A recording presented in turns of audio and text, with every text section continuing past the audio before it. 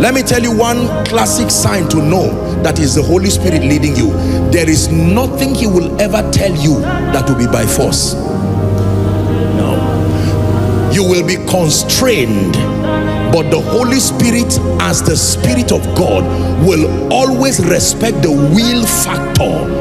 The greatest gift God gave man is salvation through Christ, and even that he never forced it on any man. Anything that demands that you do it by force is not the Spirit of God. It is inconsistent with the nature of love. I set before you life and death. I set before you blessing and cursing. I can only advise you, choose life. That's why the Holy Spirit is called a counselor. If God did not force you to receive him, the moment God puts pressure on you and takes away the will factor, it's no longer called obedience, it's called oppression. The basis of obedience is that your power to choose must remain. You cannot tell me to obey until you give me an option to disobey. That's why there were 2 trees in the Garden of Eden, not 1 tree. Is someone learning now? This is one of the ways you judge spirits, and also this is also one of the ways you judge prophecies.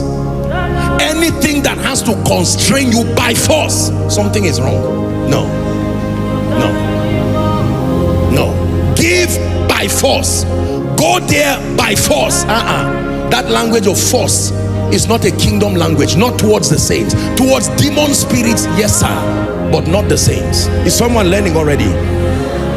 So by the time somebody say it's not that, me too, it's not like God just forced me. Be careful. You are not bad, but just accept that you are still growing. When you grow, you will find out you have been blaming God. It's a lie. It's not God.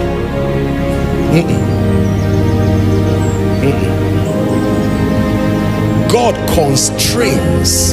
He puts pressure within your heart either to go or to stay, but he will always leave the will factor.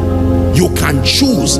I can choose as an act of my will today as a man of God and stand before you and stand before the whole world and say, you know what, I'm not interested in God again. It's an act of my will. You intercede for me, but at the end of it, when you intercede for me, let me tell you what happens. The Spirit of God will keep revealing to me the excellency of staying with him and the disaster that may happen to those he has connected to my grace. But at the end of it, when he finds out I have made up my mind, he will honor my decision and raise another person. That's how God works.